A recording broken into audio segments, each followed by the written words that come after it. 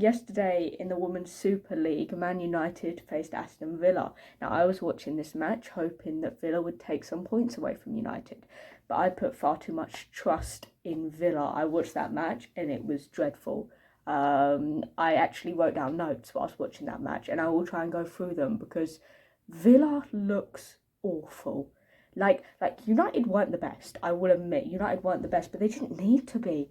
Villa just looked dreadful. Okay, it did pick up in the second half, I will admit. Second half, Villa sort of looked a bit better, but I would more say it was United falling than Villa improving. But I'd like to go through what my problems are with Villa, especially from this match. One of the first things I noticed about the match is that Villa were trying to play out the back. That's what they were doing. They had Van Domselaar, they had Patton and Corsi sort of there, and then they had Maritza Malin sort of up, more, higher up, and they were trying to play out the back, and that works. A lot of teams like to play out the back, except the difference was these Villa players weren't picking out the right passes. Like I'm not sure, it was simple passes. They either couldn't complete them, they kicked them out of play, or the players weren't moving.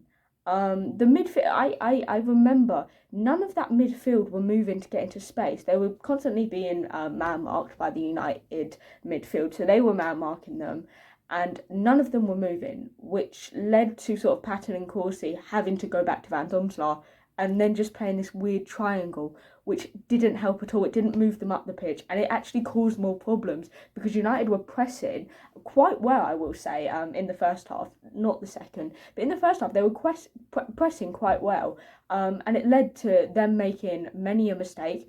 It didn't lead to a goal, sadly. I mean, you could argue maybe the first goal was a bit of mistakes, but it didn't lead to that. But I wasn't understanding why these players weren't moving. It was like they just didn't care. It was like they were just like, oh, I've got to go get the ball. They weren't moving into space. They weren't doing anything to help. And one thing I noticed is the times that it did work, and it did work occasionally, that was when they were most dangerous, Villa. The times where they were playing these nice balls, getting out of the press that United would bring in, they got up high and they had chances, but they could only do that very rarely. I think what I'm seeing from this Villa side is some form of like complacency, because I was watching them and I was sat there and I was thinking they are not trying as hard as I think they could. They would be jogging back if there was a counter-attack that United were having. They would just be jogging, or if there were defenders, they wouldn't be doing anything. They would just be static. When they had the ball, they wouldn't move. And I don't really understand why. I don't know if it's the players. I don't know if it's the matter. Obviously, I don't know that deep into it. I don't know why. Because you look at these players and you know they have ability. Granted, they might not have the best ability. Some of them might be a bit, old, no offence. But they still have the ability to do things. And for me, if they are not giving their 100%, why are they starting? I don't know. Why not give it to some academy player? Because they will try. You can trust that they will try. It was just complacency, missed passes. The defending from Villa from both of those goals was absolutely atrocious.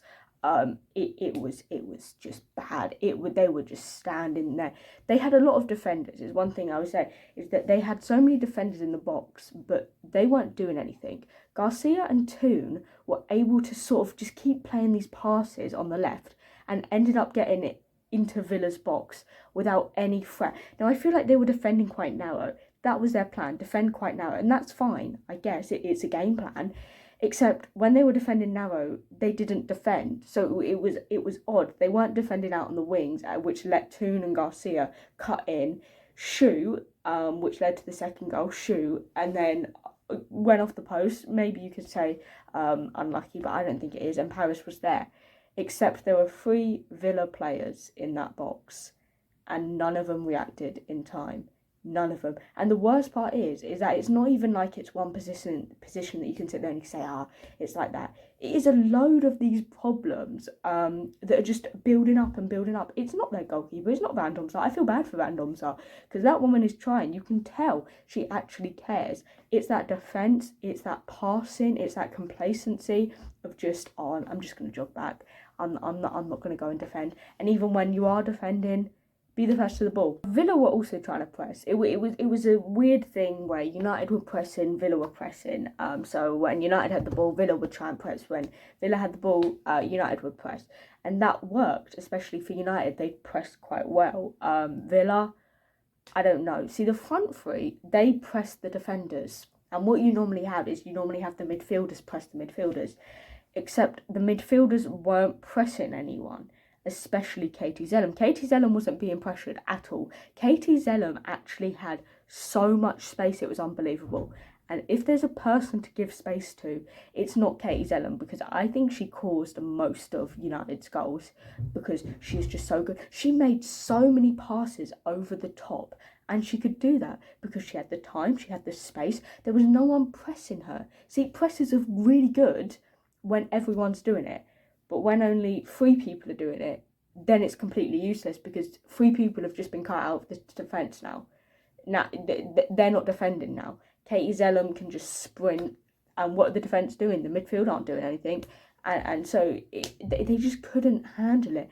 And I don't know if it was the managerial sort of why are you pressing, or if it was the players, they weren't pressing just because they didn't want to, or they weren't pressing good enough, well enough. But Katie Zellum got so much ball.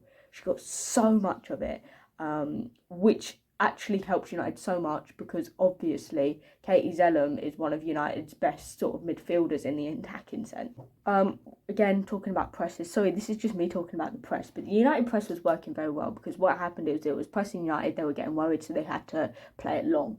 And the problem with that is every single time they play it long, it would just go to a United player. So it was working in their sense. But I did notice is there was a lot of space behind the United defence, a lot. And they could have capitalised on that. They didn't. They did it once, and then it was offside, or Riviere got the ball back. That was it.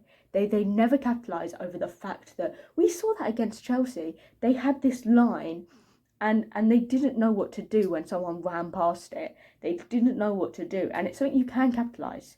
But Villa failed to do that. I don't know if it was their passing. It just didn't work, or if they just were like, oh, I didn't really think of that. One thing that's harmed Villa a lot is sort of their reliance on Rachel Daly.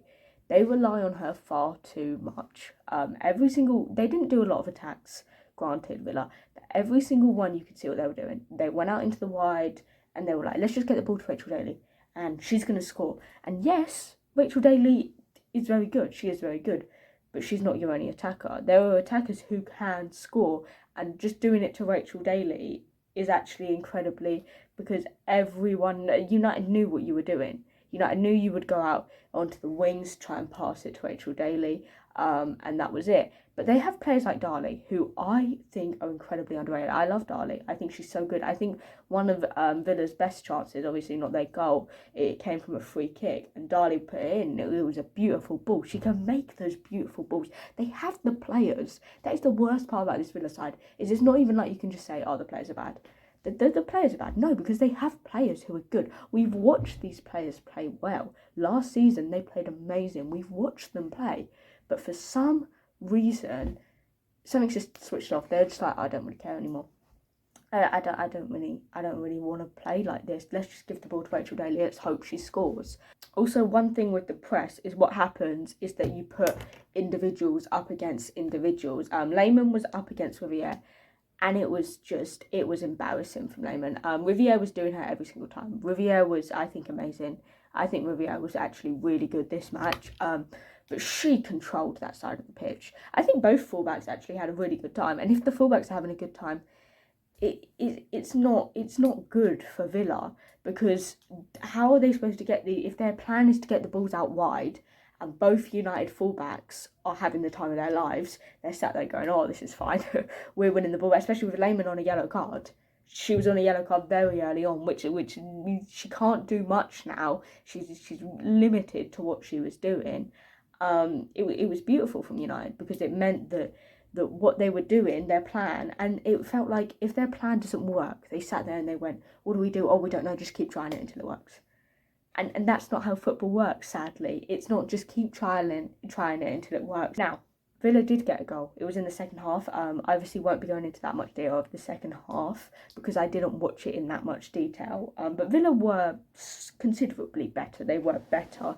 They weren't, miles better, but they were better. I don't know if United had just stepped off, but they did get a goal, and it came from a corner. It came from a corner.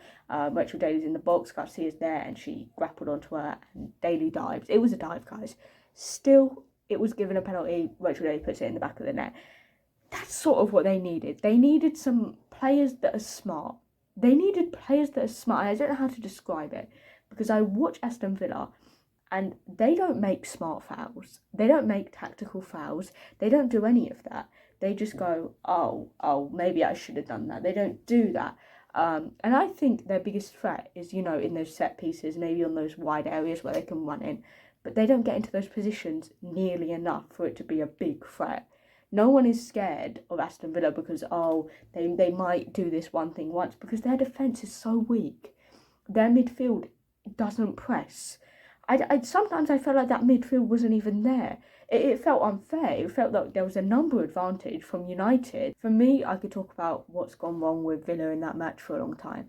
Very, very long time, because it was just a horrific performance from them. They didn't look like they were actually trying. I'm going to try and do more research into this because I do think it's quite interesting. I like to do research on the individuals, and the way I've so far only got up to Aston Villa's defence, and so far it's not very good. I just think it's so easy to just say bye players. It's so easy to say that, and I don't think that's necessarily the problem.